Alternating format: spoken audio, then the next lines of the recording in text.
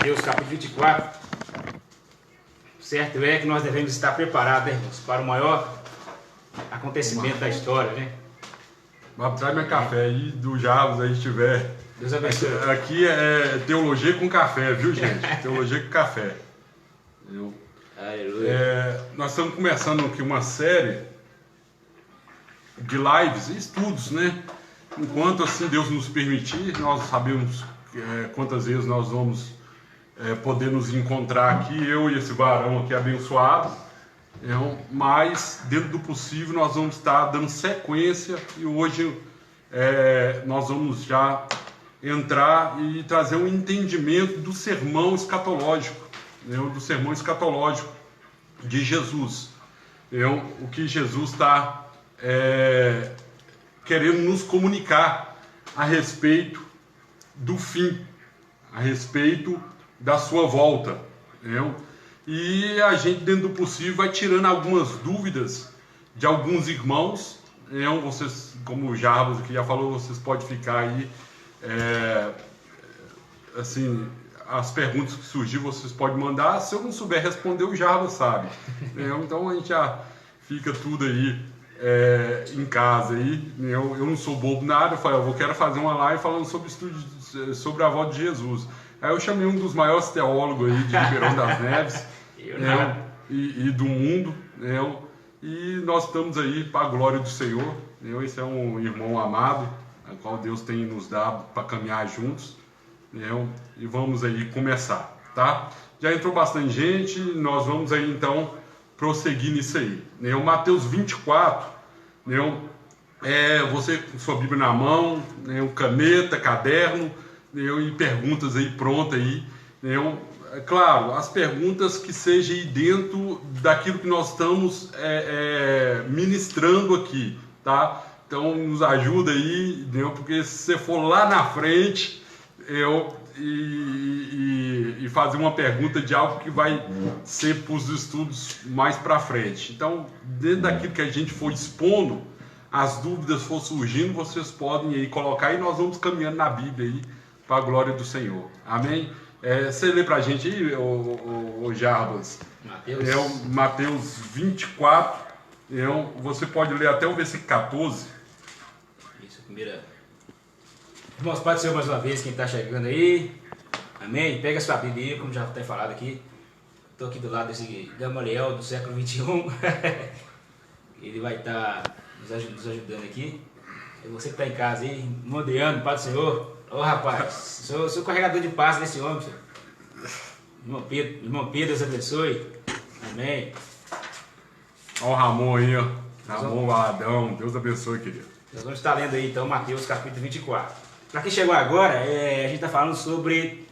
Nós vamos dar uma introdução sobre o livro de Mateus capítulo 24, baseado na volta de Jesus Cristo. Tá bem? Então vamos ler então Mateus capítulo 24, a partir do versículo 1. Daqui a pouco você pode fazer sua pergunta, deixa sua Bíblia aberta e desliga tudo aí, viu? Desliga a Netflix aí, desliga as novelas. Vamos lá.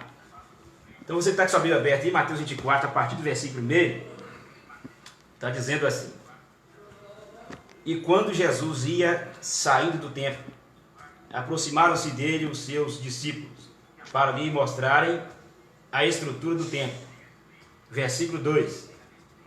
Jesus, porém, lhes disse: Não vedes tudo isso? É verdade vos digo que não ficará aqui pedra sobre pedra, que não seja derribada. Versículo 3. E estando assentado no Monte das Oliveiras, chegaram-se a ele os seus discípulos, em particular, dizendo: Diz-nos, quando serão essas coisas? E que sinal haverá da tua vida e do fim do mundo? Versículo 4. E Jesus respondendo disse-lhes: Acautelai-vos que ninguém vos engane, porque muitos virão em meu nome, dizendo: Eu sou Cristo, e enganarão a muitos. Versículo 6. E ouvireis de guerras e de rumores de guerras. Olhai, não vos assusteis, porque é mister que isto tudo aconteça, mas ainda não é o fim. Versículo 7. Porquanto se levantará nação contra nação, e reino contra reino, e haverá fomes, e pestes, e terremotos em vários lugares. Versículo 8. Mas todas essas coisas são o princípio das dores. Versículo 9. Então vos hão de entregar para serdes atormentados, e matar-vos-ão, e sereis odiados de todas as gentes por causa do meu nome. Versículo 10. Neste tempo, muitos serão escandalizados, e trair-se-á uns aos outros, e uns aos outros se aborrecerão. Versículo 11. E surgirão muitos falsos profetas, e enganarão a muitos. Versículo 12. E por se multiplicar a iniquidade, o amor de muitos se esfriará. Versículo 13. Mas aquele que perseverar até o fim será salvo. Versículo 14. E este evangelho do reino será pregado em todo o mundo, em testemunho a todas as gentes, e então virá o fim. Amém?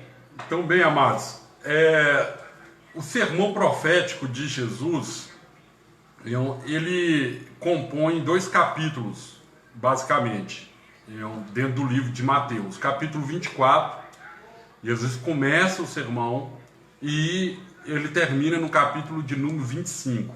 Entretanto, o evangelista Lucas, ele também no capítulo 17 do seu evangelho, no capítulo 21, também ele expõe esses ensinos de Jesus. Também Marcos, o evangelista, ele também no capítulo 13, ele também expõe. Mas a gente entende que no capítulo de Mateus, 24 e 25, ali agrupa os ensinos de forma cronológica e de forma mais literal possível. Então, uma das passagens mais literais a respeito da volta de Jesus está em Mateus 24 e 25, dentro dos estudos de Jesus. Bem, algumas perguntas surgem quando a gente fala sobre a volta de Jesus. Primeiro, mas como? Como que vai acontecer a volta de Jesus? Segundo, quando isso vai acontecer? Então, como vai acontecer e quando isso vai acontecer? Terceiro, o que vai acontecer quando Jesus voltar à Terra? E quarto, quem tomará parte desse acontecimento? Quem vai fazer parte desse evento sobrenatural, maravilhoso, tremendo que vai acontecer? Então, é dentro dessas perguntas que nós vamos caminhar aqui. Dentro do estudo de teologia, chama esse estudo de escatologia. Mas a gente vai basear muito em cima disso aí, não. Olha para você ver. Há vários versículos na Bíblia Sagrada, só no Novo Testamento. Há mais de 300 referências a respeito da volta de Jesus Cristo. Olha para você ver o que está escrito em Hebreus capítulo 1, verso 1. Havendo Deus antigamente falado, muitas vezes e de muitas maneiras, aos pais, pelos profetas, a nós nos falou nesses últimos dias pelo Filho. Olha para você ver. Tessalonicenses capítulo 1, verso 1. Está escrito assim: esperar do céu o seu Filho, a quem ressuscitou dentre os mortos, a saber, Jesus Cristo, que nos livra da ira futura. Então tem várias e várias passagens que a gente vai lendo aqui ao decorrer do ensino. Então acontece, o que envolve a volta de Jesus Cristo? Qual é o posicionamento da igreja na volta de Jesus? Primeiro, a igreja que espera a volta de Jesus é uma igreja esperançosa, ela tem esperança, ela espera, ela tem fé a respeito daquilo que ela crê, que é a volta de Jesus. E essa igreja que somos nós, que sou eu, Jarbas, é você, essa igreja, ela se posiciona como a todos aqueles que têm esperança da volta de Jesus, se torna, é uma igreja que ora, é uma igreja que vive a palavra, que ama a palavra, é uma igreja que anda em santidade, é uma igreja que anda em serviço, é uma igreja que anda em ministério, é uma igreja que serve. E essa igreja que espera a volta de Jesus, ela é uma igreja que anda em unidade e comunhão. São as características da igreja que espera a volta de Jesus. Todo irmão e irmã que espera a volta de Jesus, que anseia pela volta de Jesus, ele tem como característica oração, palavra, santidade, serviço, unidade e comunhão. Esses são aqueles que estão com o coração desejosos pela volta de Jesus Cristo. Bem, nós vamos aqui começar a entender, dentro aqui de uma introdução, entender a volta de Jesus Cristo. Nós sabemos que Jesus Cristo, que a volta de Jesus Cristo tem duas fases.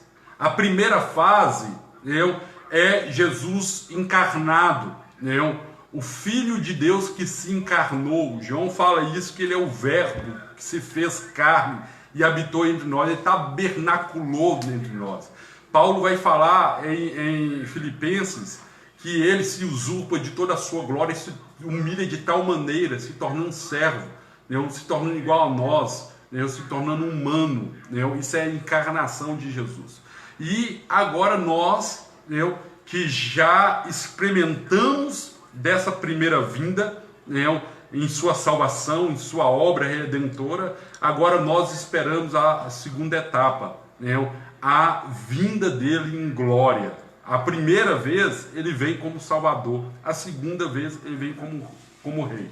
Bem, vamos lá. Jesus, vamos entender todo esse contexto aqui de Mateus 24, e aqui eu garanto para você que se você acompanhar, você nunca mais vai ficar em dúvida a respeito de Mateus 24. A gente vai tentar ser o mais simples aqui possível, se é que tem como simplificar toda a grandeza da revelação que tem em Mateus 24.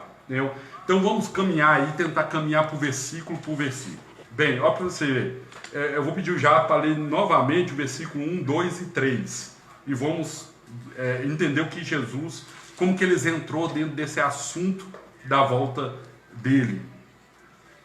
Amém, irmãos? Pode ser mais uma vez quem está chegando aí. Amém. Então, Mateus capítulo 24, versículo 1 e 2 e 3 é a introdução aqui deste assunto. Amém?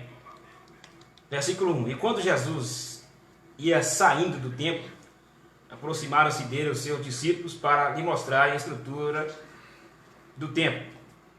Jesus, porém, lhes disse: não vedes tudo isso? Em verdade vos digo que não ficará aqui pedra sobre pedra que não seja derribada. Versículo 3.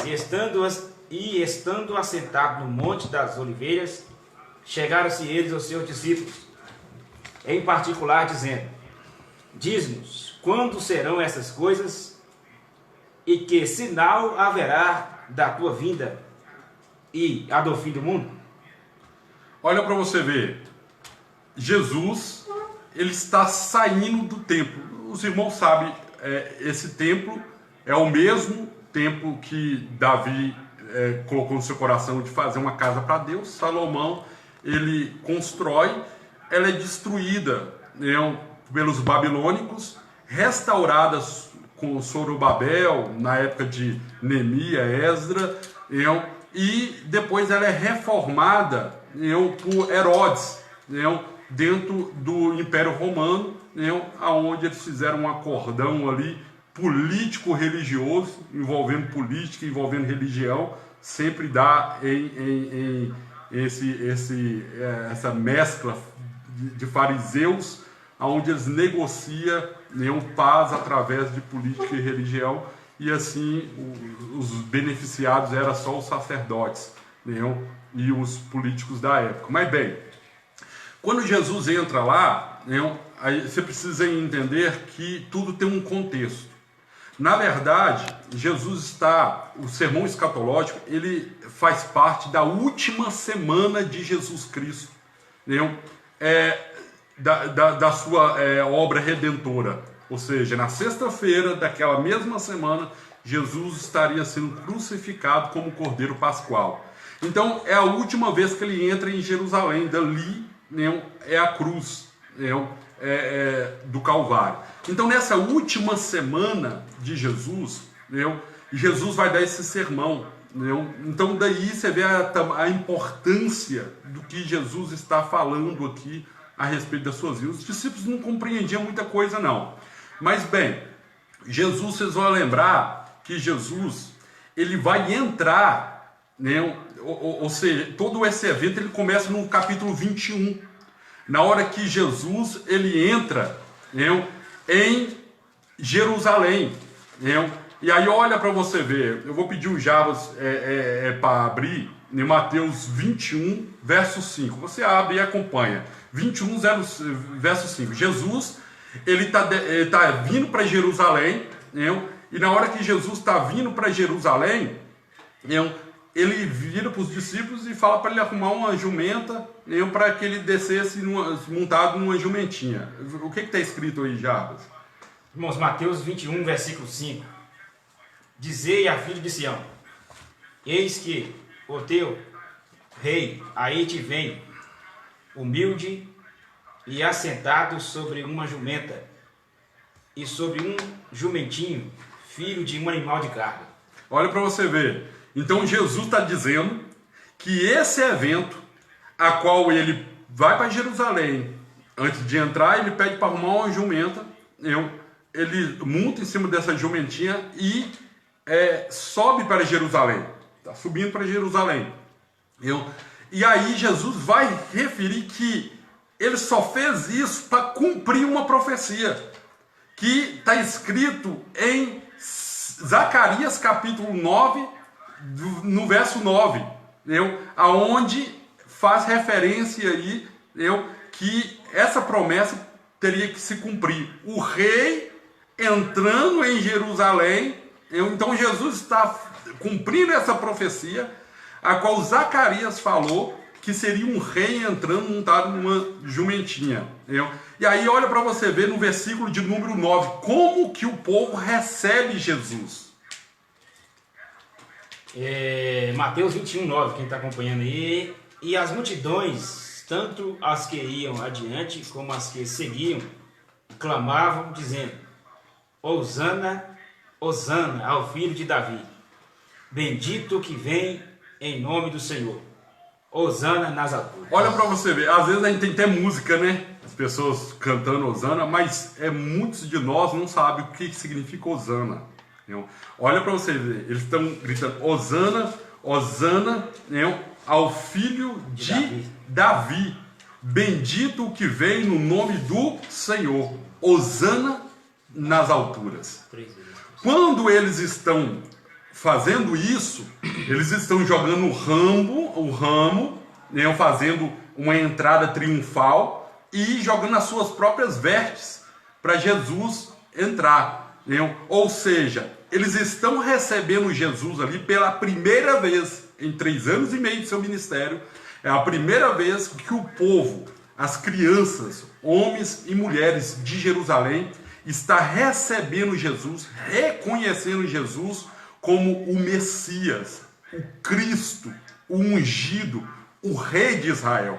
Ou seja, durante anos e anos, desde a destruição da Babilônia, onde o último rei caiu e foi morto, de lá para cá, tem um vácuo aí de mais de 500 anos, eles estão sem rei e está debaixo do jugo de Roma, e eles estavam esperando o Messias. Lembra quando André vai até o irmão dele, e Natanael fala: Natanael, encontramos o Cristo, encontramos o Messias. Entendeu? Então, os discípulos começam a seguir. Lembra quando Jesus pergunta, por exemplo, leva os discípulos, ele pergunta, quem que o povo diz que eu sou? Ele fala, uns dizem que o senhor é Jeremias, outros dizem que o senhor é Elias, outros dizem que o senhor é João Batista, ou outros dizem que o senhor é um dos profetas. Mas Jesus falou assim, não, e vocês que estão me seguindo? Vocês que são os meus discípulos, quem que vocês dizem que eu sou? Aí Pedro vai e fala, tu és o Cristo, o Filho do Deus vivo. Jesus falou assim, isso não foi sangue nem carne que revelou, foi o Espírito Santo que revelou, porque verdadeiramente eu sou o Cristo. E agora o povo está recebendo ele como rei de Israel. E aí eu quero fazer um paralelo, porque nós vamos chegar lá nessa pergunta. Por que eles estão perguntando isso para Jesus? Sobre o fim de todas as coisas. Olha para você ver. A palavra Hosana significa aquele. A palavra Hosana significa aquele que nos salva. Eles estão, na verdade, implorando por salvação. Salva-nos, te imploramos, te imploro.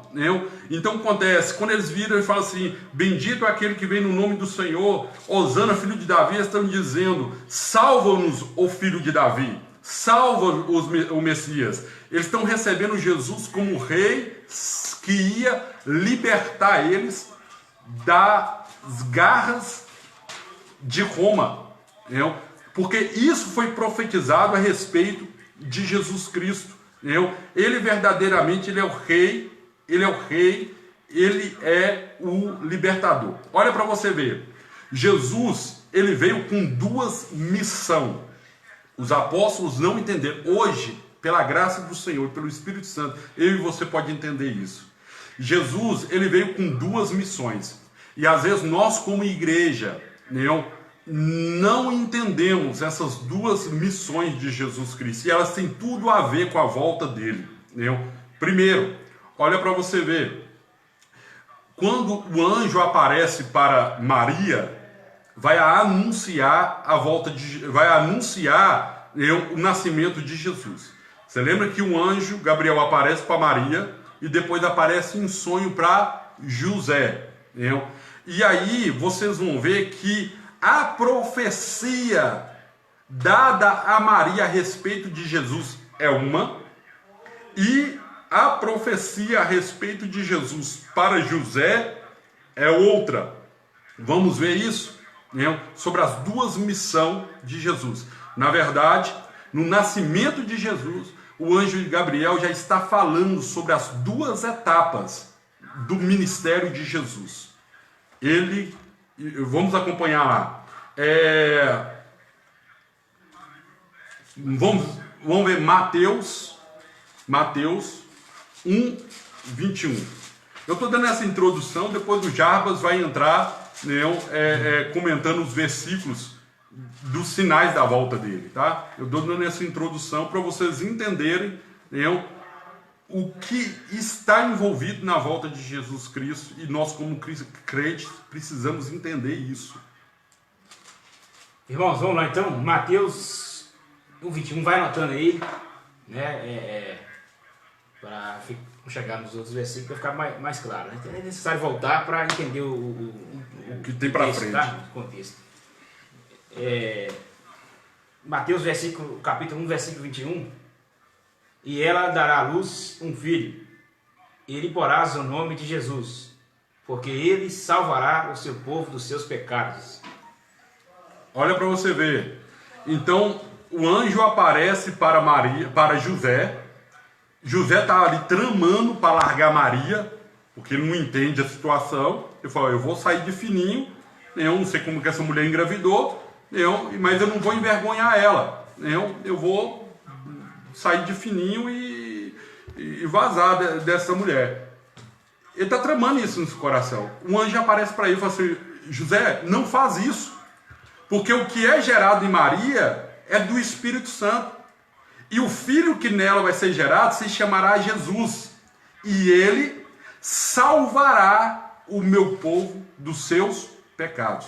Ou seja, a profecia liberada a respeito de Jesus para José era do Cristo Salvador. O Cristo que salva. Isso. Entendeu? É esse Cristo que a igreja adora ele. É esse Cristo, entendeu, que nós pregamos ele. O Cristo servo, o Cristo cordeiro, o Cristo que salva, o Cristo que derrama o seu sangue na cruz por todos os pecadores. O Cristo que nos justifica mediante ao nosso arrependimento, entendeu? Ele nos perdoa os nossos pecados.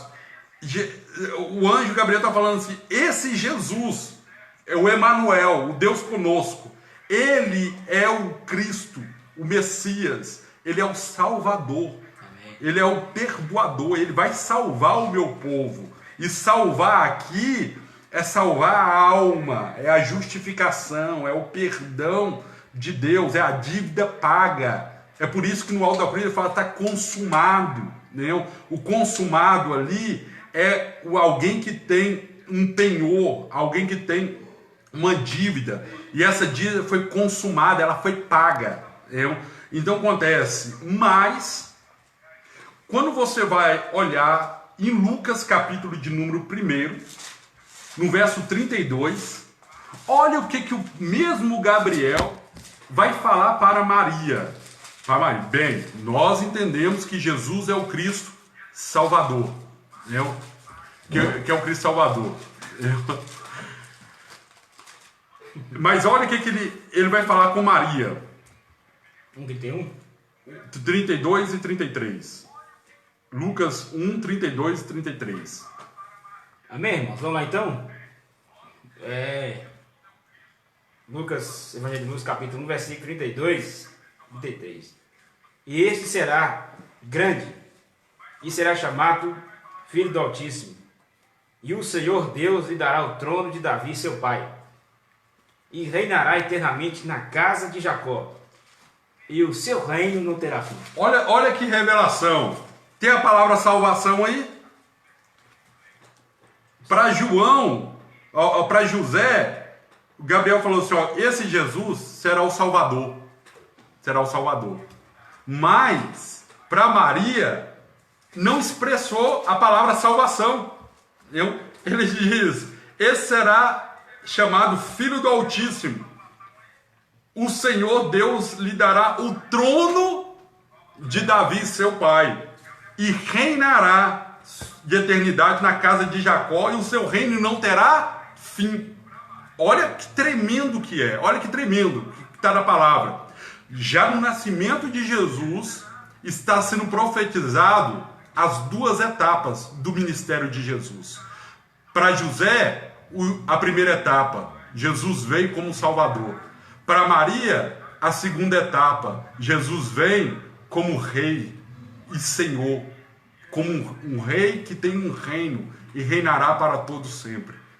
A primeira etapa foi cumprida na cruz, mas o que foi profetizado para Maria ainda não foi cumprido.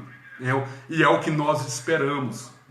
Esse Jesus que veio para nos salvar, e esse Jesus que vai vir para estabelecer o seu reino, para sentar no trono de Davi. E por que trono de Davi? Lembra que, olha para você ver, Deus, quando agrada do coração de Davi, Deus vira para Davi lá no capítulo 7 de 2 a Samuel, capítulo 7 de 2 a Samuel. Deus vira para Davi e fala, Davi, eu estou fazendo com que o teu trono seja perpétuo. Eu estou fazendo uma aliança com você, chama de aliança davídica. Quando Deus faz uma aliança com Davi, e dizendo que o trono de Davi seria um trono perpétuo, da linhagem de Davi viria o Salvador, e esse Salvador sentaria no trono de Davi e reinaria, não só em Jerusalém, mas em todas as nações. Aí olha para você ver, então, no nascimento de Jesus, já está falando sobre os dois ministérios de Jesus, o ministério de salvação e o ministério do reinado de Jesus. Esse mesmo Jesus que salvou a minha alma, ele não é somente o meu Salvador, mas ele também é o meu Senhor. Ele não é só o que pagou a minha dívida, mas ele é o meu rei, reinará. Ele não é somente um Cristo que sofreu no meu lugar, mas ele também é o Cristo que vai reinar sobre mim, não só agora, de maneira espiritual, mas de maneira literal no reino vindouro dele. E é essa esperança que precisa consumir o nosso coração e a nossa chama. Mas bem, por que eu estou falando isso? Olha para você ver que os apóstolos, eles não compreenderam essas duas etapas. Os apóstolos, eles não entenderam sobre o Cristo sofredor, sobre o Cristo salvador, que ele teria que morrer para nos salvar dos seus pecados. E é nessa segunda etapa, ou seja, Jesus como rei, prometido a Davi, profetizado pelos profetas, principalmente Isaías, como profetiza sobre o Messias, o Emanuel, sobre o seu principado, o príncipe da paz, conselheiro, ele profetiza ali, falando com Jesus rei, o Jesus que está no trono. Então, quando Jesus entra em Jerusalém, o povo está recebendo Jesus, entendendo que aquele momento seria o cumprimento daquilo que falou o anjo a Maria, o rei. Então, quando eles estão recebendo Hosana, filho de Davi, quando ele fala filho de Davi, ele está falando sobre o trono de Davi, ou seja, esse que está na jumentinha, sentado na jumentinha, é aquele a qual Deus falou com Davi, que sentaria no trono dele. Quando ele fala Hosana, está dizendo salva-nos, ó rei, salva-nos, ó filho de Davi, salva-nos dos romanos, salva-nos de Herodes, salva-nos de Pilatos. Mas olha o que acontece, quando Jesus entra em Jerusalém, Jesus não vai tomar posse do trono a qual Pilatos estava nele, o trono a qual Herodes estava nele. Ele vai direto para o templo. Direto para o templo. E aí vocês lembram que quando ele chega no templo, ele começa a quebrar as barracas, e salteadores, e começa a xingar, os salteadores, pessoas que estão usurpando do povo, e aí ele vai e fala assim: a minha casa é casa de oração. Primeira coisa que nós aprendemos aqui, é que quando Jesus, ele está vindo para cumprir sua missão, a primeira coisa que Jesus faz, é trazer juízo sobre a casa dele, sobre o altar dele, sobre aqueles que pertencem a ele. A Bíblia nos diz que não virá juízo sobre o mundo antes de começar pela sua casa. Deus, antes dele tratar com a humanidade, ele vai tratar com seus filhos primeiro. Jesus, antes de tratar com os ímpios, com os governadores, com os presidentes, com os poderosos, ele vai tratar com seus sacerdotes, com seus pastores, com seus missionários, com seus pregadores, com seus cantores, com seus evangelistas. Não há juízo sobre a terra antes de começar pela casa dele. Pela casa dele. Então ele vai ali, e aí é onde que você vê o capítulo 21, ele entra, capítulo 22 e 23, ele começa a falar com os sacerdotes. É uma das exortações mais severas de Jesus. Jesus chama o sacerdote e o sumo sacerdote, os fariseus, os saduceus, os escribas, Jesus chama eles de hipócritas. Ele chama eles de corruptos, de pessoas perversas. Então Jesus, ele vai pegar pesado com aqueles que eram líderes do povo. Mas olha para você ver, quando chega no capítulo 23, olha o que Jesus vai falar. E aqui que é a chave para você entender Mateus 24. Olha aqui. Vai comigo aí em Mateus 23. Você vai ver que Jesus censura os escribas e os fariseus. Aí, 21 ele entra. O povo recebe ele. Ele vai para o templo ele fala, o meu templo é casa de oração, aqui não é lugar para venda, aqui não é lugar para mercenário, aqui não é lugar para troca, entendeu? Gente, deixa eu abrir uma aspa aqui, ô Jarbas, eu gostaria de você comentar sobre isso, desse evangelho mercenário que nós estamos vivendo hoje. Verdade. Entendeu? Esse evangelho, porque o que aconteceu em 2000 anos atrás, você sabe o que, que Jesus foi para os fariseus? É porque a maioria daquelas bancas que tem ali, e quando você estuda um pouco da história e da cultura, a maioria daquelas bancas que tinha ali era dos sacerdotes. Vocês lembram que as pessoas tinham que levar oferta? Eles proibiram no tempo de Jesus, por exemplo, eu sou fazendeiro, eu tenho lá, minha fazenda é fazenda de ovelha, né?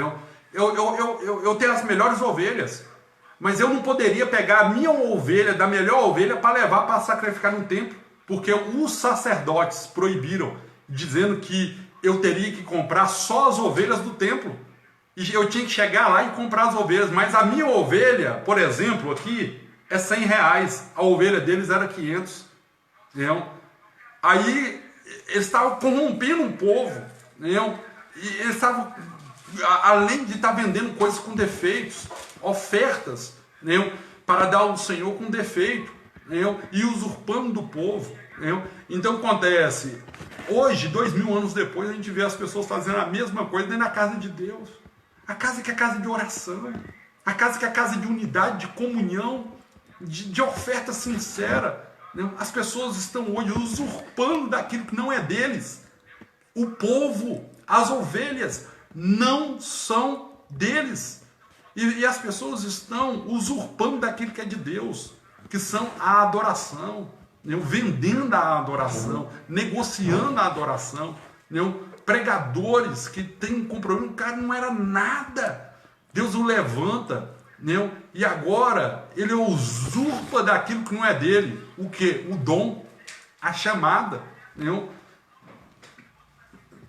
Dentro disso aí, Jarbas, comenta sobre essa situação, o paralelo que você vê dentro da casa, daquilo que Jesus estava indignado ali, e as coisas que a gente vê hoje. Então, irmãos, a gente comparando que não é tão diferente nos dias de hoje, né? Você vê que Jesus, a oferta ela é voluntária, se tem que trazer do campo, do seu campo, da sua casa, e trazer o melhor, né? Só que isso era impedido para o povo, e o povo era obrigado a comprar das bancas dos sacerdotes para entrar, para oferecer a oferta, né? A oferta de gratidão a Deus, a oferta de sacrifício. E com isso ganhava dinheiro com isso. A questão era ganhar dinheiro. Além de Deus já não estar mais recebendo o sacrifício que era feito dentro do templo, né? E eles estavam usando isso para ganhar dinheiro. Comparando esse fato com os dias de hoje, é a mesma coisa, né? Então você vê aí as pessoas usando meios para subornar a fé, ou seja, mediar a fé de uma pessoa a Deus, né? Ou seja, você tem que fazer isso para ser abençoado, você tem que comprar. Vou falar a verdade, que você tem que comprar isso para Deus te dar, e não existe isso, certo? Então pregadores que estipulam valores, quantidade de pessoas assistindo para ele ministrar uma palavra, pessoas que abrem igreja com a visão, né, a mentalidade somente de ganhar dinheiro e não de cuidar das pessoas, né? E enfim, várias outras coisas.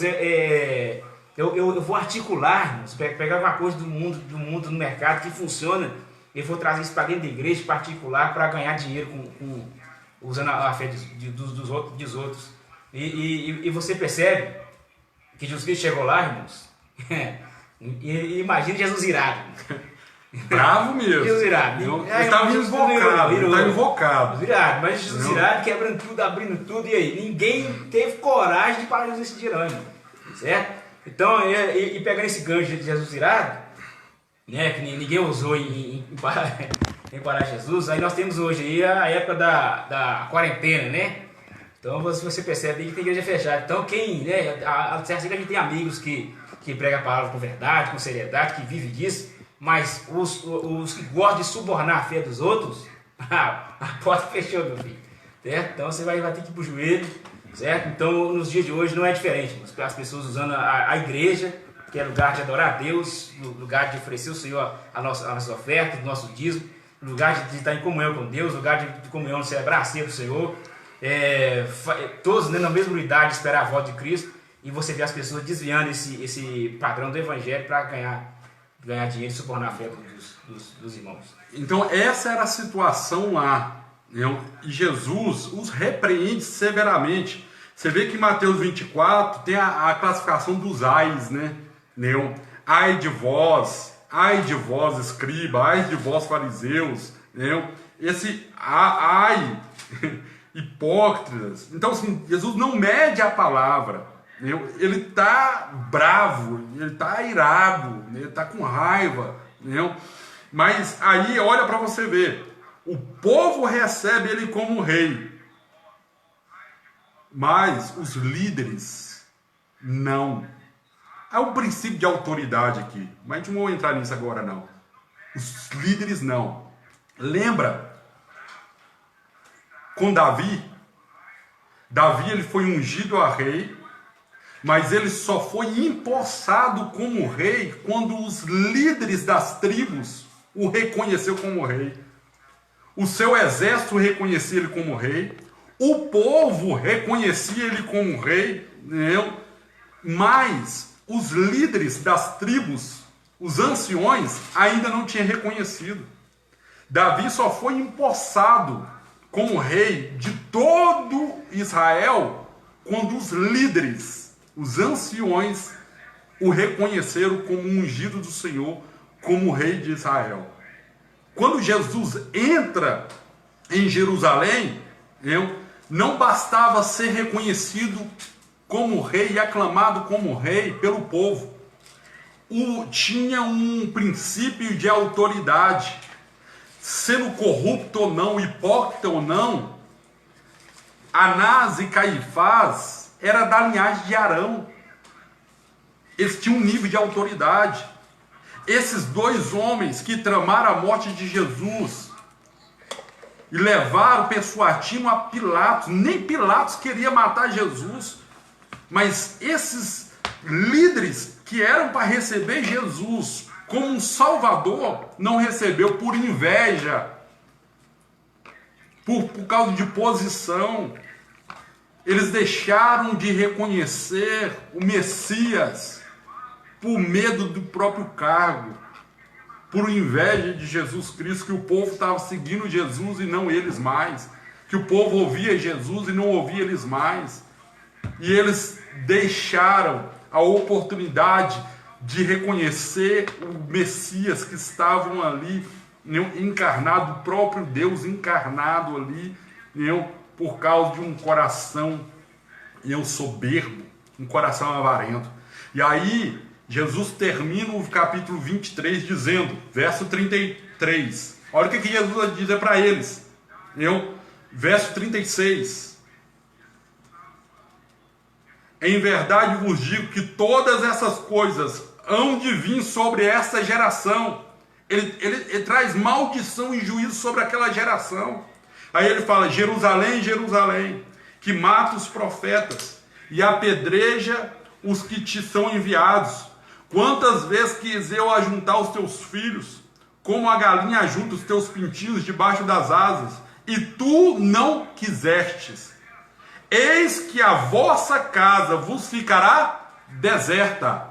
E isso se cumpriu, sim ou não, já? Verdade, cumpriu. Isso, quando ele fala assim que isso vai acontecer nessa geração, todas essas coisas, todos os ais, todos os julgamentos de Jesus para aquela geração ia cumprir ali mesmo, naquele tempo. E depois o Jardim mais para frente vai falar sobre isso. E aí ele fala assim, olha, verso 39. Porque eu vos digo que, desde agora, não me vereis mais. Olha que tremendo. O próprio Jesus foi recebido e o povo dizia o que para Jesus? Hosana, Hosana, bendito aquele que vem no nome do Senhor. Ou seja, nos socorre, nos liberta, nos salva. Quem? O Senhor Altíssimo. o filho de Davi. Aí Jesus vira para os sacerdotes e diz: agora vocês não vão me ver mais, até que vocês digam: bendito aquele que vem no nome do Senhor. Olha para você ver, nesse momento Jesus está saindo de dentro do templo. Mas, cara, depois desse dia em diante, aqui, Jarbas, depois desse dia em diante, os fariseus não viram Jesus, não? Não viu, com certeza. Então como que Jesus falou que eles não viam mais? Que eles não iam ver Jesus mais? Até aquele dia, bendito seja o nome do Senhor. Interessante, né? Aí vai para a segunda parte. Interessante. Porque quando Jesus está dizendo, ele está dizendo o seguinte: como rei, vocês não vão me ver mais. Você sabe quando vocês vão me ver de novo como rei? No dia que essa nação, no dia que os judeus, no dia que os líderes religiosos de Israel clamarem: bendito aquele que vem no nome do Senhor. E sabe quando que isso vai acontecer?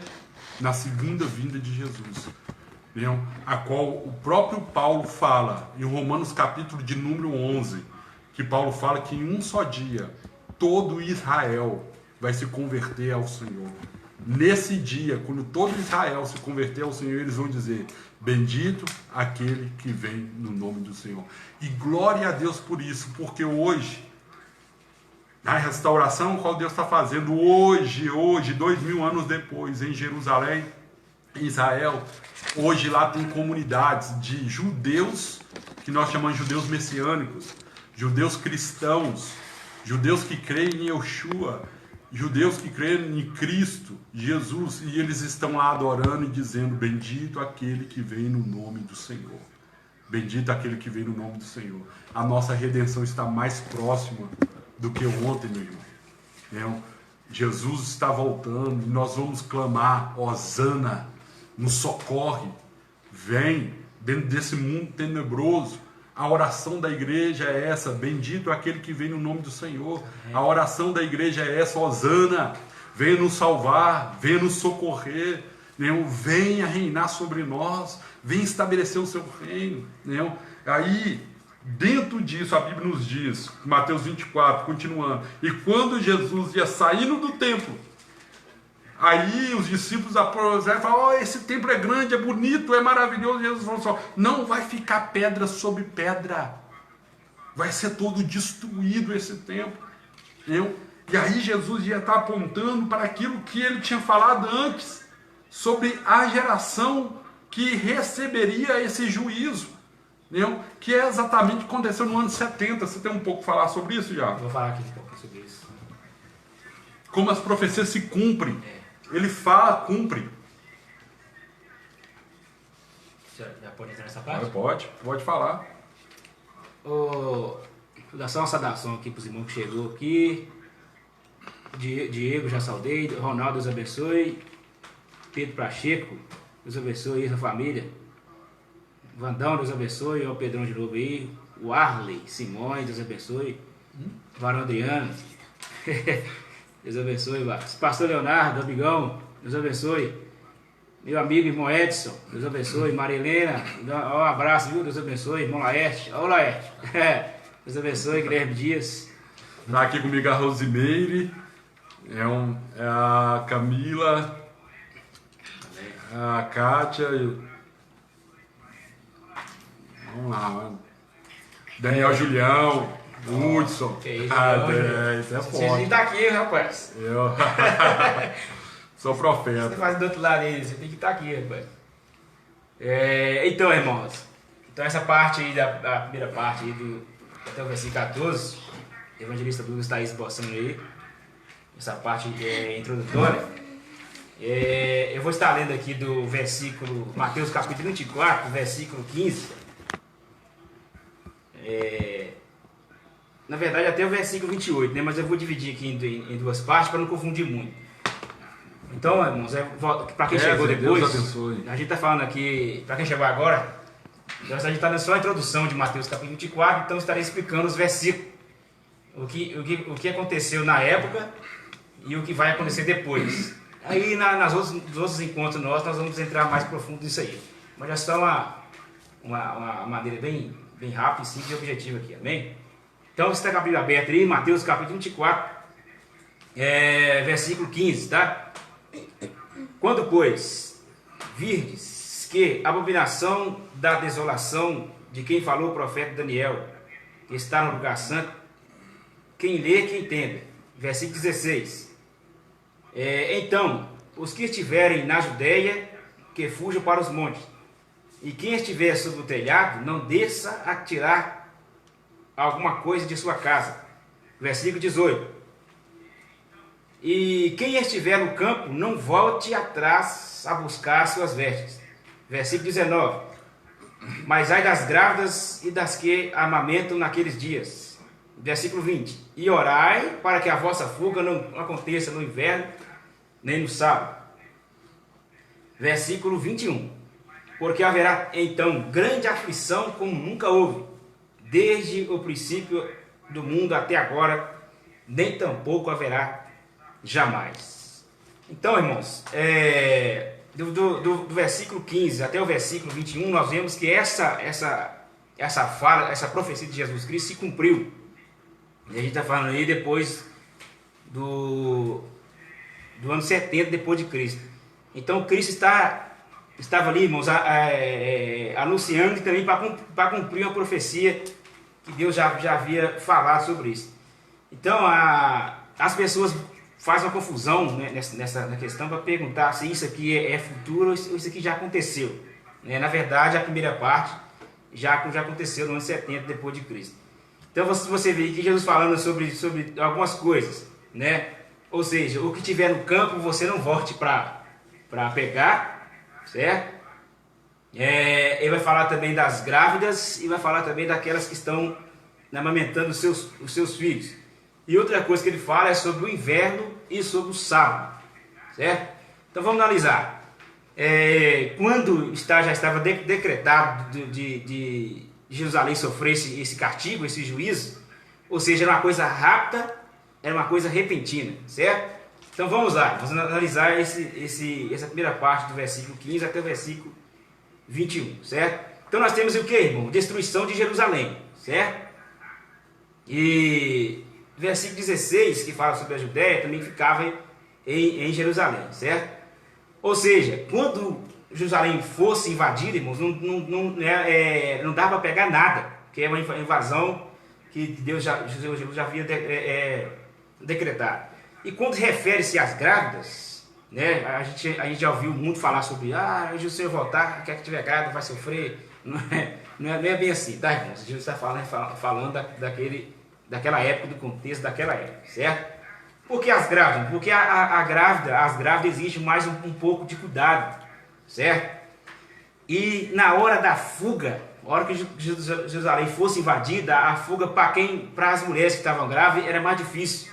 Não dava tempo de se refugiar, certo? E também aquelas que estavam amamentando seus filhos, né? Como é que você vai fugir em meio a uma guerra, em uma invasão, com um filho recém-nascido no colo, tá? Segunda coisa que se refere, sábado e inverno. Por que sábado e inverno? Porque sábado os judeus não trabalhavam, certo? E inverno também não.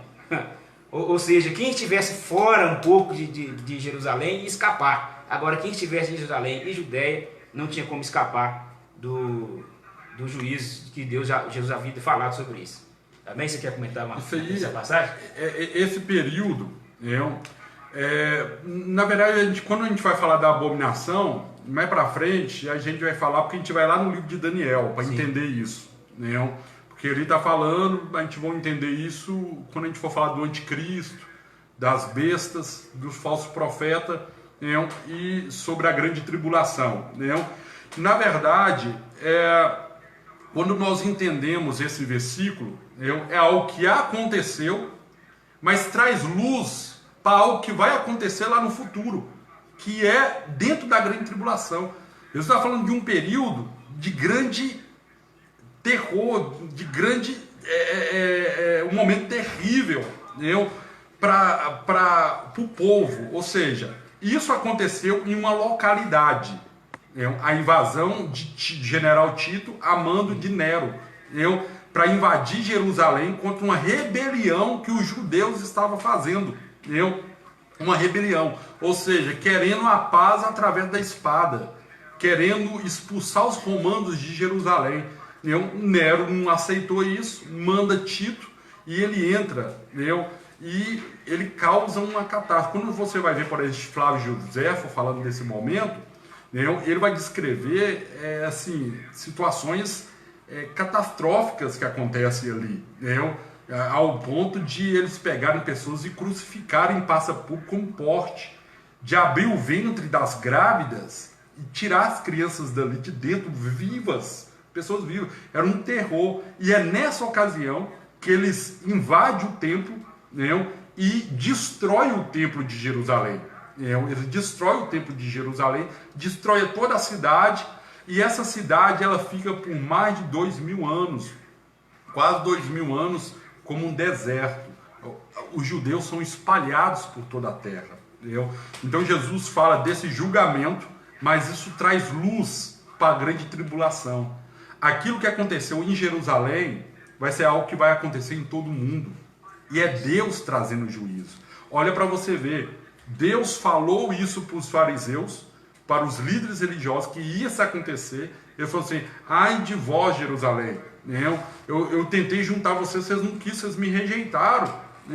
E agora toda essa maldição, todos esses ais de julgamento que eu liberei sobre vocês, vão acontecer nessa geração. E aconteceu 30 anos depois, 35 anos depois, que Jesus foi morto na cruz no ano 70.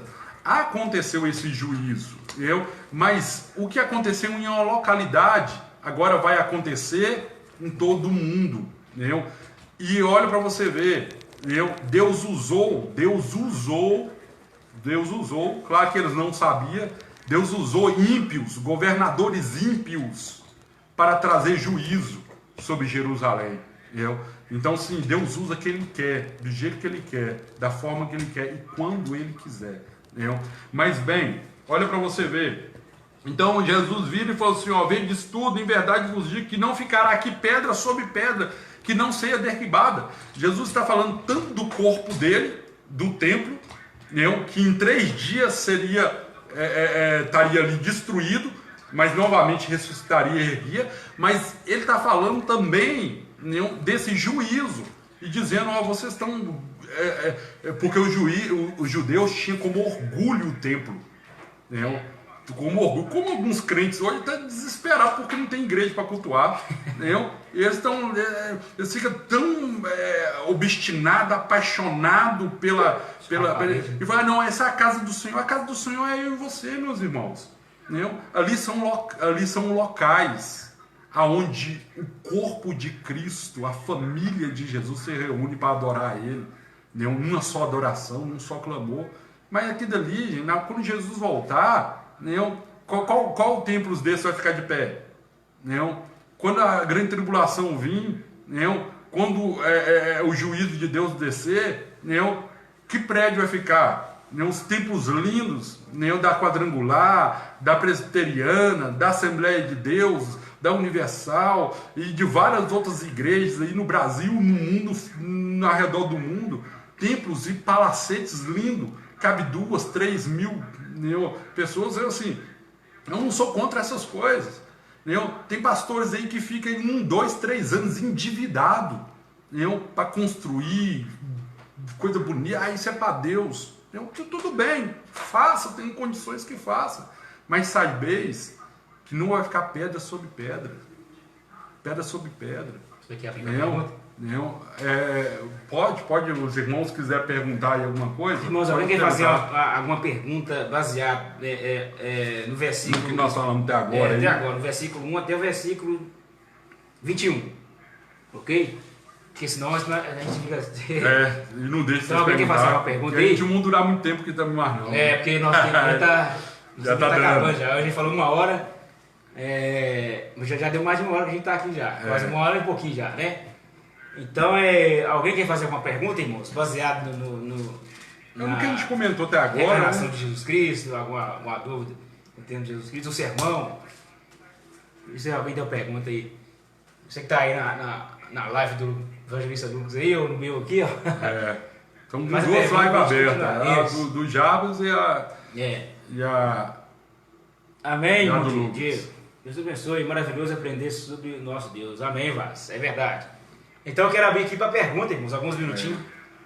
Para quem fazer alguma pergunta nesse sentido que já foi falado até agora, ou quem chegou agora. Enquanto vocês vão elaborando a pergunta, eu vou andando aqui mais um pouquinho, tá? Mas você elabora. A pergunta chegando, a gente para e responde ela. Tá legal? Perguntei. Quando você vai olhar, por exemplo, Jesus ele falou assim, ó, e chegando no Monte das Oliveiras, eles fazem uma pergunta. Na verdade, a gente fala que é 3 perguntas, né? Quando serão essas coisas? Verso 3, do capítulo 24. E que sinais haverá da sua vinda e do fim do mundo. Você precisa só entender que quando os discípulos estão falando sobre a sua vinda, não é o que nós entendemos hoje, não. Quando eu viro para um irmão e falo assim, ó, quando vai ser a vinda do Senhor? Logicamente ele está pensando no arrebatamento da igreja e na volta de Jesus Cristo, para reinar. A igreja participar das bodas do Cordeiro e reinar. Mas os discípulos não, eles não entendiam, eles não estavam compreendendo até agora que Jesus precisava morrer. Lembra como eles receberam Jesus? Como rei. Eles não estavam recebendo Jesus como Salvador. Eles estavam recebendo Jesus como rei. E aí, só para você entender isso, que olha para você ver. Jesus morre, Jesus vai explicar a eles aqui. Eles não vão compreender. Jesus morre, ressuscita, e a Bíblia nos diz, ó para você ver, vai lá em Atos 1, olha que tremendo que é, quando você pega a palavra e joga a luz sobre ela. Atos 1, verso 3, aos quais também, depois de ter padecido, se apresentou vivo, falando da ressurreição de Jesus, com muitas e infalíveis provas, sendo visto por eles por espaço de 40 dias, ou seja, Jesus, depois que ressuscita, fica 40 dias com os discípulos, testemunhas, vendo que Jesus tinha ressuscitado. E o que Jesus faz durante 40 dias? Lucas fala, e ele estava falando, ensinando sobre o reino de Deus. Aí os discípulos, ouvindo 40 dias a respeito do reino de Deus, eles falam, e estando com eles, determinou-lhe que não se ausentasse de Jerusalém, mas que esperasse a promessa do Pai, que ouviste, falando do Espírito Santo, né? Porque na verdade João batizou com água, mas vós sereis batizados com o Espírito Santo, não muito depois desses dias. Então Jesus, olha para você ver, Jesus ressuscita, fica com eles 40 dias, e Jesus faz um culto com eles, uma reunião com eles, né? Lá no Monte das Oliveiras, no mesmo monte, 40 dias atrás, ou 45 dias atrás, estava falando sobre a volta de Jesus Cristo. Né? A volta de Jesus. A Rose está perguntando em que período nós estamos vivendo. Vou responder essa pergunta aí agora. Né? Olha para você ver. Quando eles estão no Monte das Oliveiras, Jesus fala, ó, agora vocês falei sobre o reino de Deus, agora vocês ficam em Jerusalém. Sabe qual é a pergunta que eles falam logo depois disso? Verso 8. Aqueles, pois, que se haviam reunido, perguntaram, dizendo, Senhor, restaurará tu neste tempo? Aí eu vou entrar, viu, Rose, na sua pergunta. Restaurará tu nesse tempo o reino a Israel? Ou seja, quando eles estão perguntando, Senhor, quando vai ser a sua vinda? Eles estão dizendo o seguinte, Senhor, é agora? Quando que vai acontecer que o Senhor vai reinar? Quando que vai acontecer que o Senhor vai reinar? Então, quando eles falam, quando vai ser a sua vinda, eles estão entendendo que naquele momento que Jesus está em Jerusalém, Jesus ia tomar posse do trono de Davi. Eles ainda não estavam compreendendo que Jesus precisava morrer. E mesmo depois que Jesus morre, a pergunta é, Senhor, é agora que o Senhor vai restaurar o reino? E Jesus disse: ficar em Jerusalém até do alto receber o Espírito Santo, ser minha testemunha aqui em Jerusalém até o confim da terra. Entendeu? Ou seja, para que eu possa restaurar o reino a Israel, o evangelho do reino tem que ser pregado a todo mundo, que é o que ele fala no versículo 14. Quando o evangelho do reino for pregado a todo o mundo, aí virá o fim. Entendeu? Agora, respondendo a Rose, em que período nós estamos? Entendeu? Porque eu falei com ela que o sermão profético ele é dividido em 3 períodos, ou mais, né? Mas basicamente 3. Entendeu?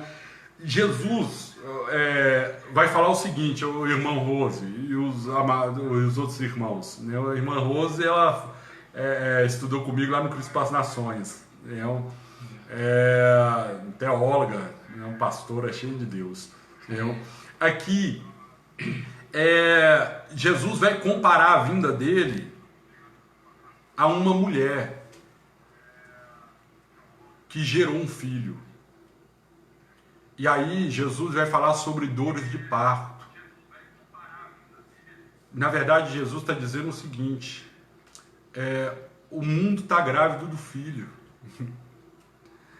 E vai chegar, o mundo vai ter nessa gestação os princípios das dores. E depois vai ter as dores propriamente, que é as contrações. E depois vai ser o parto. E na hora que o mundo entrar em parto, vem o filho. O parto, nasce o filho. No parto, chega o filho. No parto, vem o filho. Jesus compara isso às dores de parto. Olha para você ver o que está escrito em Tessalonicenses, 1 Tessalonicenses 5. Respondendo a pergunta da Rose, viu? Que tempo nós estamos? Ela perguntou em que tempo nós estamos. Olha para você ver. Está escrito o seguinte, 1 Tessalonicenses 5, 1, 3. Lê para a gente aí, irmão Jardim. Tá bom, meu querido. Você pode ler aqui? Está aqui no... Mas, irmãos, acerca dos tempos e das estações, não necessitais de que vos escreva, porque vós mesmos sabeis muito bem que o dia do Senhor virá como ladrão de noite. Pois que quando disserem a paz e segurança, então lhes virá repentina destruição, como as dores de parto, aquela que está grávida, e de modo nenhum escaparão. Então Jesus ele vai comparar não só aqui em Mateus 24, mas Paulo também, ele tem na revelação da volta de Jesus, ele fala que a volta de Jesus será como uma mulher que está grávida. Ou seja, na hora que ela começa a entrar no processo do parto, não tem escapatória, vai nascer o filho. Entendeu? Então o mundo é essa mulher que está grávida. Entendeu? E aí acontece, irmã Rose e amados irmãos, vocês sabem em que período nós estamos? Aquele que Jesus vai falar aqui, ó, no verso de número 8, ele fala, mas todas essas coisas são o princípio das dores.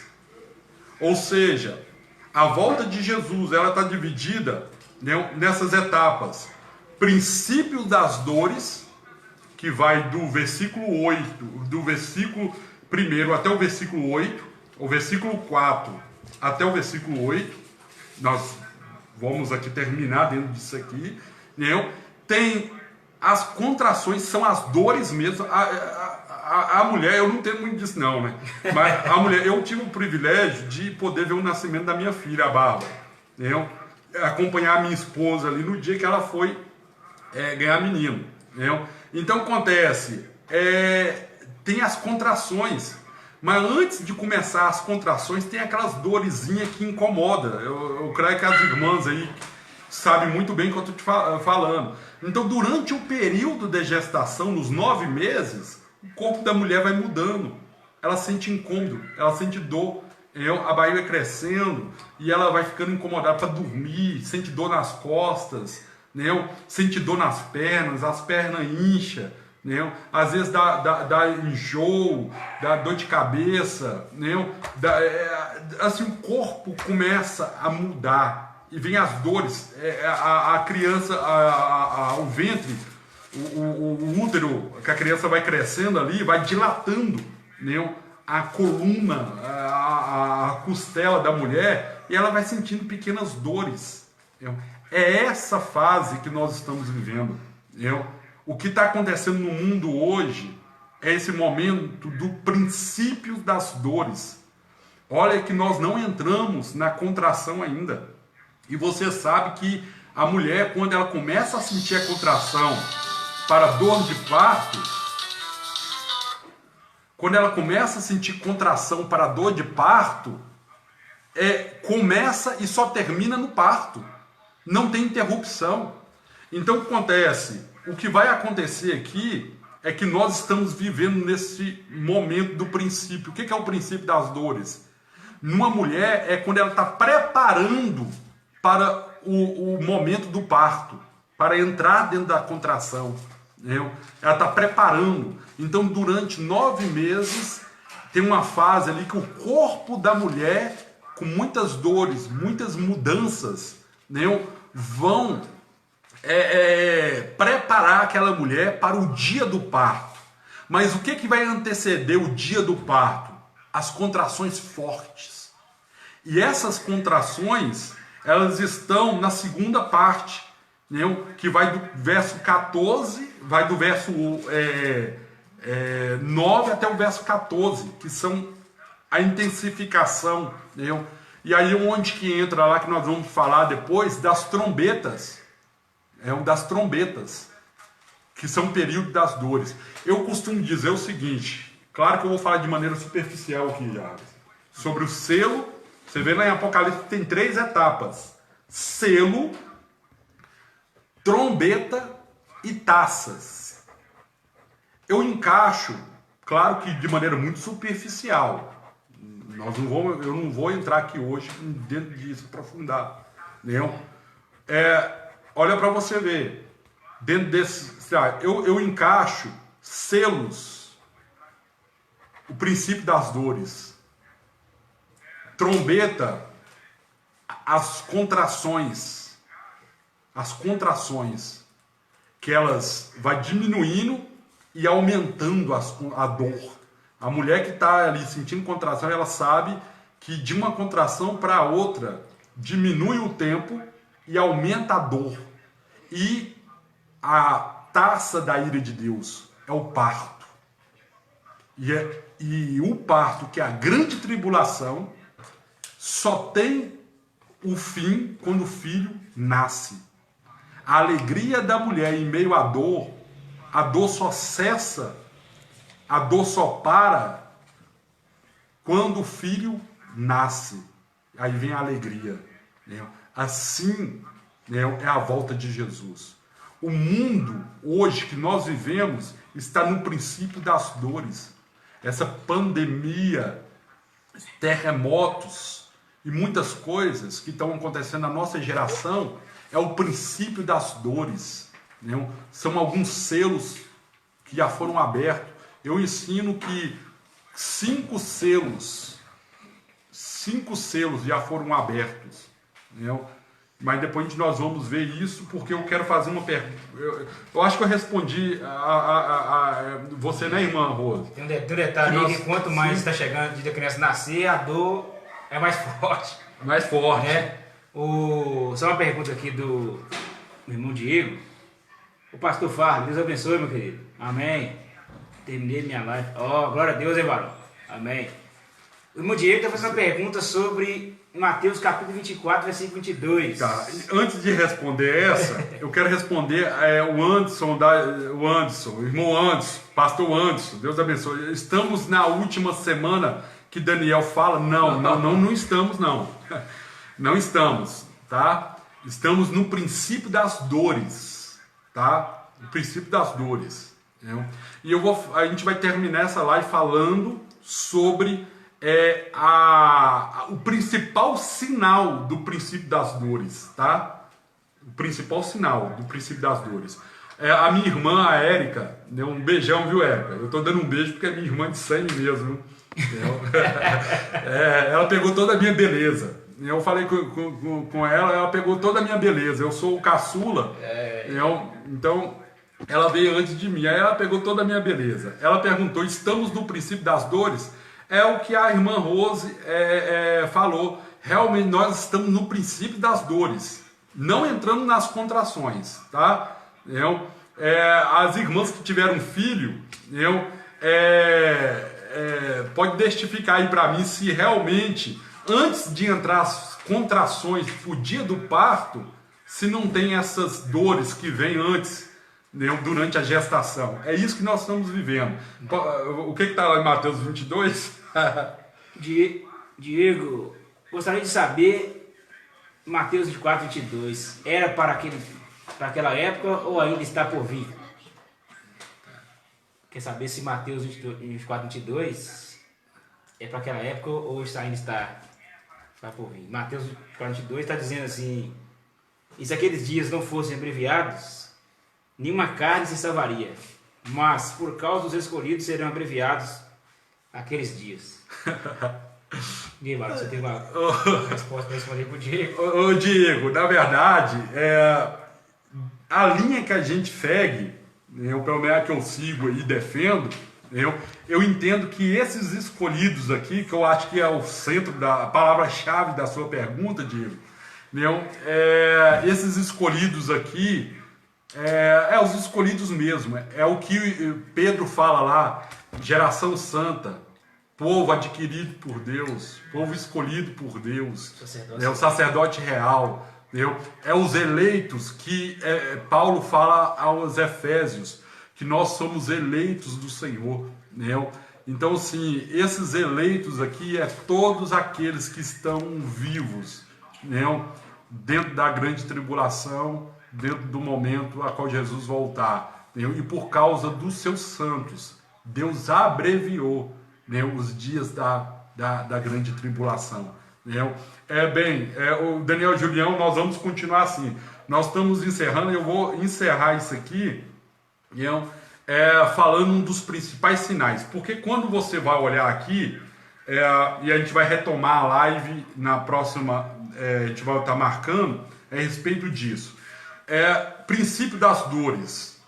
No princípio das dores, tem a escala aqui o seguinte: olha o que Jesus descreve, verso 4. Jesus vai falar, eu chamo isso aqui desses sinais que Jesus vai falar, por exemplo, de guerras, rumores de guerras. Ele vai falar sobre pestes, que nós estamos vivendo essa pandemia, vai falar sobre terremotos. Lucas 21 vai falar sobre maremotos, tsunamis, que vai assolar o litoral, muitos litorais do mundo.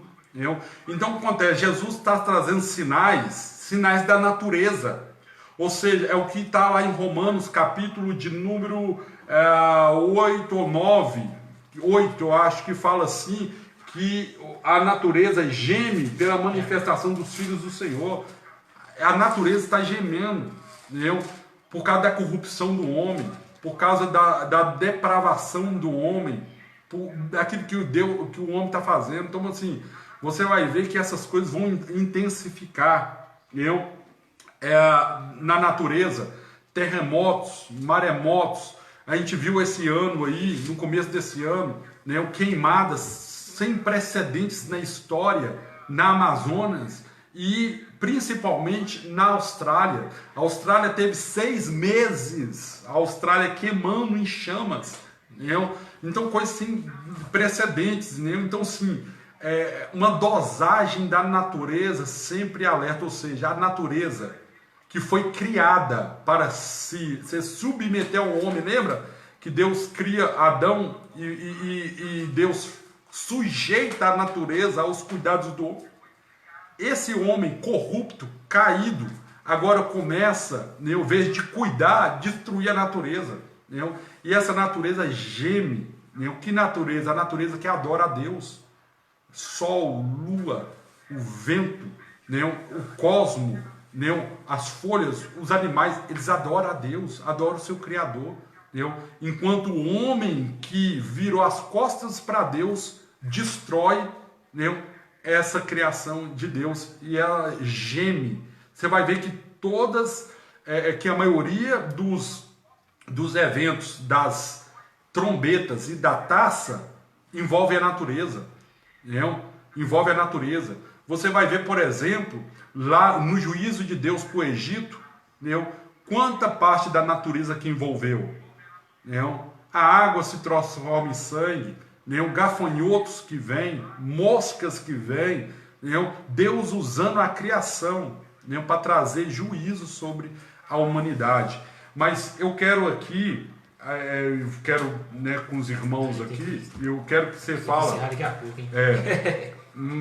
A gente já está caminhando aqui para encerrar. Olha para você ver. Jesus, quando os discípulos perguntam, quando vai ser o sinal da tua vinda? Quando vai ser o fim do mundo? Aí Jesus começa, verso 4. E aí a gente comenta e encerra aqui, nós vamos orar e encerrar aqui. Olha que Jesus fala, respondendo-lhe, disse, acautelai-vos, que ninguém vos engane, porque muitos virão em meu nome, dizendo, eu sou o Cristo, e enganarão a muitos. Sabe o que Jesus está dizendo?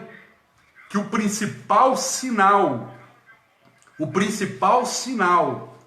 da volta de Jesus, que vai começar e só vai terminar na grande tribulação, é o sinal do engano. O que é falso, o que é mentiroso, o que não é verdadeiro. Então Jesus traz um alerta. E hoje o que nós mais vemos, irmãos, é o engano.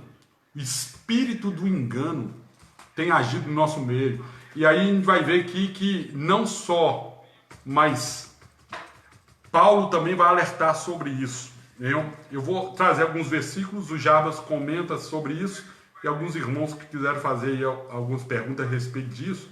E aí, olha para você ver. Engano. Operação do engano. Ó, pra você ver, 3 coisas. Operação do engano, falsos cristos. Por que ele não falou falsos Jesus? Aí eu vou pensar no rim, Cristo, né? Ele fala, eu sou Jesus. Mas por que ele falou falsos cristos? Cristos fala de um ungido, o escolhido, o enviado. Aí ele está falando, não é que alguém vai aparecer e falar, eu sou Jesus, não. É que muitos falsos salvadores vão aparecer.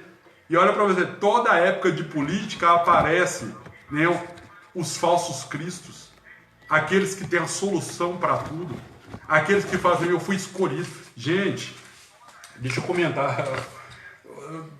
Vou entrar. Assim, os irmãos sabem, que me acompanham no Face, meus amigos, sabem minha posição política. Eu tenho uma posição de direita, eu tenho uma posição conservadora a respeito de política, e a gente caminha mais dessa área. Mas, olha para você ver, a gente, tanto esquerda como direita hoje no Brasil polarizado, os esquerdas tem o seu Cristo. E os de direita também têm o seu Cristo. São políticos. Pessoas não estão nem aí para o povo. A intenção pode até ser boa, mas no fundo, a injeção o vírus da corrupção tomou esses homens. E aí a gente fica aí brigando em rede social. Crentes, pastores, colocando, por exemplo, Bolsonaro, a qual eu votaria de novo, até hoje, né? Amanhã não sei. Votaria de novo, gosto muito da política, de como ele fala, mas para chegar ao ponto de crentes, pastores, Falar, esse é ungido de Deus, Deus que enviou ele, Deus que colocou ele. O que te garante isso? É muito exagero na questão da pessoa dele. Muito exagero. É complicado. Colocando a pessoa como salvador. Isso. É o que vai salvar o Brasil. O que salvar o Brasil é Jesus Cristo. Você sabe quem que é o enviado aqui no Brasil? São os remanescentes. É a igreja que ora. É a igreja que representa o reino de Deus aqui nessa nação. Se não fosse a igreja de Cristo, a verdadeira, essa nação já estaria um caos. Mais do que está. Quem é representante do reino de Deus não é prefeito, não é governador, não muito menos o presidente Bolsonaro. Ele não é representante de Deus, ele não representa Deus. Quem representa Deus aqui é eu, é você, somos nós. A igreja do Cordeiro, a igreja de Cristo. Então a gente fica elegendo falsos cristos. E isso ao longo da história da igreja toda. Pessoas colocando homens como enviados de Deus. E aí eu surge no meio pentecostal, né? A pessoa se intitulando como o enviado de Deus, eu sou o profeta de Deus. Gente, quem é profeta de Deus não se identifica como profeta, não. Quem é profeta de Deus verdadeiramente, ele tem a unção de João Batista que diz assim, eu sou só uma voz. E nem que se é o povo que fala, é o povo que reconhece. Reconhece. Não tem que falar. Agora, que tem que falar quem é. Então acontece, a operação do engano, a operação do engano, tem operado hoje, e essa é a manifestação do anticristo.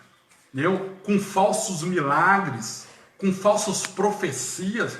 Todo dia na rede social aparece um profeta profetizando, profeta do caos, não tem direção de Deus, não tem a palavra de Deus nos seus lábios. Então, assim, a gente está vivendo num tempo, e isso é o sinal que vai intensificar falsos profetas, falsos cristos, a operação do engano. Eu vou ler alguns versículos aqui. Olha para você ver, Gálatas, olha o alerta que é a operação do engano. Gálatas 1, 6, 8. Admiro-me de que vocês estejam abandonando tão rapidamente aquele que os chamou pela graça de Cristo. Aqui, irmão, já. As pessoas abandonam por causa do engano, por causa de falsos profetas, por causa de falsos cristos, engana, eles abandonam rapidamente aquele que os chamou pela graça de Cristo para seguirem outro evangelho. Aqui que é o perigo da apostasia, né? Afastamento da verdade. Afastamento da verdade. Outro é evangelho? É evangelho, mas é outro. É outro. É uma falsa boas novas, porque a palavra evangelho é boas novas, né? Uma falsa boas novas. Só que no evangelho, Cristo é o centro. Né? E esse outro evangelho é egocentrismo, é voltado para o homem. Igual a gente falando aqui do Bolsonaro e tal. O pessoal, é enviado de Deus. Então, é um político, é uma igreja grande, é um pastor de nome. Tem gente que tá com saudade mais idolatrando do pastor do que a própria igreja. Idolatrando pregador, idolatrando cantor. Aí vai só afastando. Isso é engano, gente. Isso é engano. Isso é engano. O que ocorre é que algumas pessoas os estão perturbando, querendo perverter o evangelho de Cristo.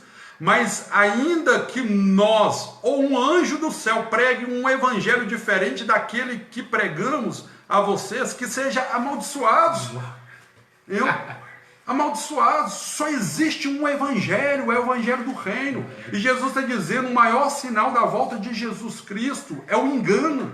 São falsos cristos, falsos profetas, que vai usurpar do evangelho verdadeiro, que vai distorcer o evangelho verdadeiro, um evangelho de troca, um evangelho de negociação. Esse evangelho do reino é o evangelho que vai trazer arrependimento, trazer a salvação, mas em meio a esse evangelho, no meio de nós, tem um falso evangelho. Tem o evangelho que engana as pessoas. Olha o que está escrito em 2 Coríntios, Paulo falando para a igreja de Coríntios, 2 Coríntios 11, 3 e 4. O que receio e quero evitar é que assim como a serpente enganou Eva com astúcia, a mente de vocês seja corrompida que desvie da sua sincera e pura devoção a Cristo. Pois se alguém tem pregado a vocês um Jesus que não é aquele que pregamos, ou se vocês acolhem um espírito diferente do que acolheram, ou um evangelho diferente do que aceitaram, vocês o toleram com facilidade. Ou seja, pessoas tolerando um falso evangelho, não dá para negociar, irmãos. Verdade. Não dá para negociar, Jarbas. Aí a gente percebe que, eu vou usar aqui só para os irmãos comparar faz um paralelo. É tipo um ringue de MMA, né? Os santos, né? Eu não falo de igreja não, os santos que pregam a verdade e os que pregam a mentira. Então, não sei se os irmãos perceberam, não sei se o Lucas tem essa ideia, parece que os falsos estavam maior do que os verdadeiros. Então, qual que é a diferença? Quando aparece alguém que prega a palavra, que prega o evangelho de Cristo, ele nem tem bola. A igreja é vazia. Você percebe que hoje as pessoas, o negócio tá uma apostasia tão forte, tá tão falso, que as pessoas hoje escolhem a igreja que é mais fácil, a igreja que prega menos Bíblia, a igreja que ensina um evangelho de facilidade, ou seja, está tirando Cristo disso aí. Então, eu acho que esse tempo que Jesus Cristo nos deu para a gente ficar em casa, né, para pensar nisso, aí você percebe a diferença, que hoje está faltando a verdade. Então o povo não tem aquela, vamos dizer assim, tô saudade da igreja por causa, não está faltando a verdade. Agora, quem está na verdade de Cristo mesmo, ele está em paz em casa, com culto ou sem culto, é normal, porque a vida dele com Cristo não faz diferença se ele está na igreja ou se ele está fora da igreja, não. Ou seja, a pandemia não me interfere na minha vida com Cristo. Agora, quem está em falso com Cristo, você pode ter certeza que ele está com uma falta aí grande. Mas você sabe porque já está afastado de Cristo. Mas você sabe o que é a impressão que dá que os falsos tem mais falsos, o evangelho mais falso no nosso meio? É porque eles fazem questão de aparecer. Entendeu? Eles fazem questão de aparecer. Entendeu? Eles querem que o nome deles apareça. Entendeu? Mas aqueles que pregam o evangelho verdadeiro, entendeu? Eles querem que Jesus apareça. Entendeu? Ele não faz questão de pregar no culto de domingo à noite. Ele não faz questão de aparecer nos congressos. Você sabe quem prega o evangelho verdadeiro? Muitos deles, sabe o que é? É aqueles que estão atrás do gabinete, arrancando carrapicho de ovelha. Entendeu? É aqueles que estão aí preocupados nas praças, pregando o evangelho, evangelizando. Evangeliza no ônibus, evangeliza no local de trabalho. Entendeu? Você sabe quem prega o evangelho verdadeiro? Muitas vezes, entendeu? São aqueles que estão indo na escola dominical, entendeu? Que preparam o seu estudo, têm compromisso com a palavra. Eles não aparecem. Entendeu? Quando surgem os grandes congressos, entendeu? Não chama o professor da escola dominical para pregar no culto principal. Entendeu?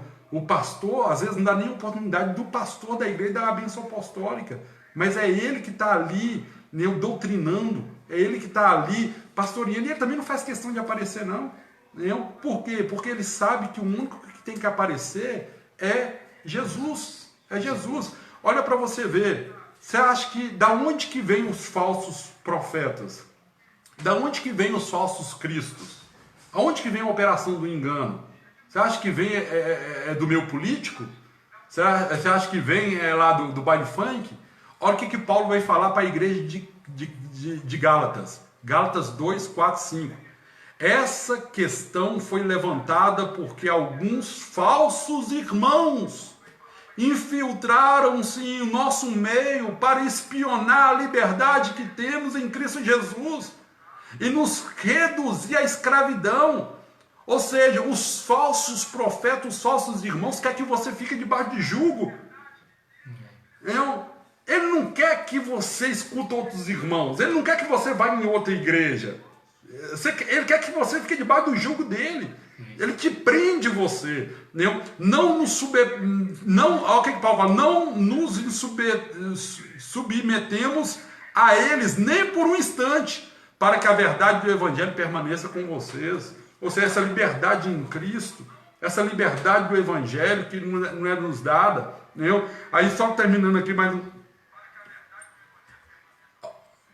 Aqui, ó. 2 Tessalônica, capítulo 2, verso 3 e 4. Não deixe que ninguém os engane de modo algum, irmãos.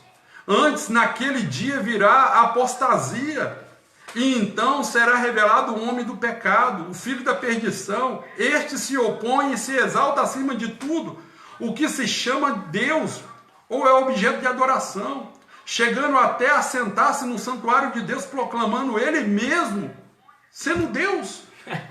Ele fala assim, irmão, não se deixe enganar. Por isso, irmão, o que você precisa para você preservar aquilo que Deus te deu, que é a tua salvação, Paulo vai falar, não deixe que tome a tua coroa. Isso. Não deixe que tome a tua coroa. Você sabe o que vai fazer de você preservar isso? A esperança da volta do Senhor é uma vida de oração. Buscar conhecer a Deus pela palavra. Ter uma vida de santidade. Ter unidade e comunhão com os irmãos. Com os pastores que Deus colocou para velar sobre a sua vida, os verdadeiros pastores. Ele prometeu em Ezequiel que ele daria pastores segundo o seu coração. E Deus nos deu pastores sérios, a qual nós precisamos nos sujeitar à liderança deles, em unidade, em comunhão, afastando do nosso coração a rebelião, porque o falso profeta e o falso e o que opera engano, ele traz isso, rebelião. Rebelião, com certeza, é o objetivo dele. Ô, irmão, eu vou ter que encerrar aqui, meu telefone já tá descarregando. Eu quero só colocar aqui, cadê o irmão Diego? Tá lá ainda. Pastor Farley. Amém. Irmão Célio, pode ser Vaz. Deus abençoe, um abraço. Saudade, viu, irmão? Ô, pastor Luciano. Ô, pastor Luciano. Que isso, você tem que estar aqui na mesa. Moço. O telefone vai descarregar aqui. Janaína Silva. Eu quero só, o irmão Diego, comparando o que você falou aí, né, a pergunta de Mateus, capítulo 24, versículo 22. Você confere nota lá do 1 Tessalonicenses, capítulo 2, versículo 19. Viu? Porque qual é a nossa esperança ou gozo? Ou a coroa de glória? De glória? Porventura não o sois vós também diante do nosso Senhor Jesus Cristo em sua vida? Amém, varão? Então, tanto serve para se vir, versículo capítulo 4, 22, tanto para o tempo daquela época como para hoje. Amém? Porque a nossa esperança está em Cristo. Amém? Tanto presente como agora, como no futuro. Amém, varão? Então, irmãos... deixa eu só finalizar aqui, que meu telefone vai descarregar aqui, irmãos. Então, irmãos, Pai do Senhor, Deus abençoe a todos aí. Eu vou ter que finalizar aqui, mas vou continuar ali no outro Facebook aí, porque o meu aqui a bateria já riou, viu, irmãos? Mas um abraço para todos e Deus abençoe a todos aí que estiveram conosco até agora. A gente está encerrando também. E no próximo encontro nós vamos continuar no capítulo 24, a partir do versículo 22. Viu, irmãos? Aí nós vamos estar falando sobre cada versículo. Um abraço a todos aí, Deus abençoe. João Gustavo, Deus abençoe, querido. Um abraço, viu?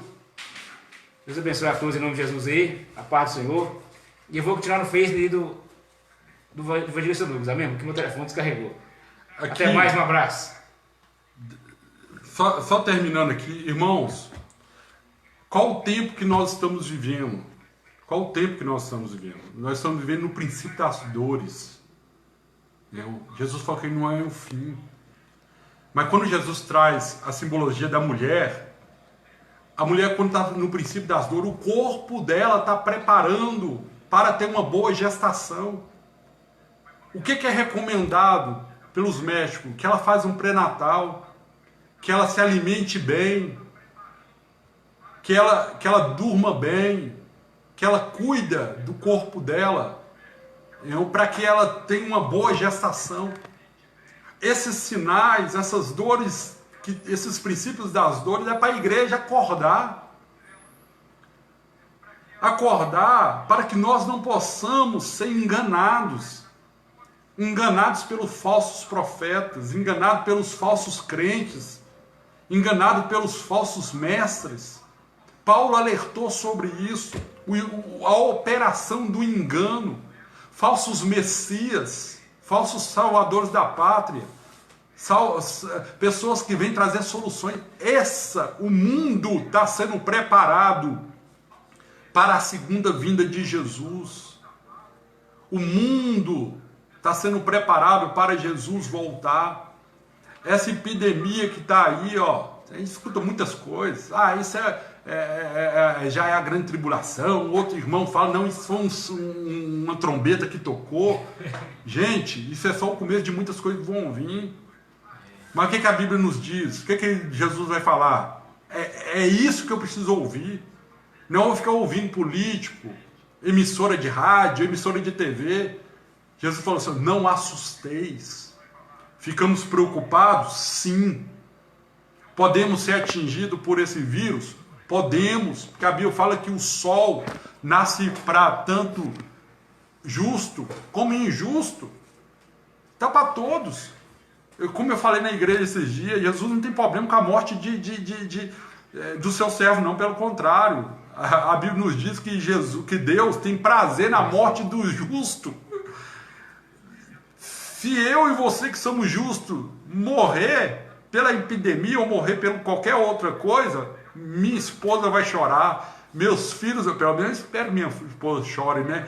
Meus filhos vão chorar, e eu espero que meu amigo também chore, né? Vai chorar também? Chora. Mas Deus vai se alegrar. Morrer é lucro, né? Morrer com Cristo é lucro, hein, Paulo? Deus não agrada na morte do ímpio, que ainda não conhece a verdade, e essa verdade está nos meus lábios, está nos seus lábios, né? A igreja, em momento agora, é um momento de seriedade, de nos voltar em oração, de nos voltar em palavra, para afastar de confusão, afastar de polêmica, né? A igreja, agora é a hora da gente se voltar em oração para ouvir Deus, porque o mundo está para entrar em contrações fortes. Estamos vivendo dores de parto, e a qualquer momento essa mulher vai entrar com contrações fortes para que o filho venha, para que o filho chegue, né? Então eu quero aqui nessa hora, né, orarmos ao Senhor, irmão Jarbas, junto com você que está aí. Amém. E aí já agradecendo vocês que nos acompanharam aqui, os irmãos que ficaram, os outros que entraram, mas teve que sair, né? Mas eu vou ver com o Jarbas aqui que dia que dá para a gente encontrar de novo,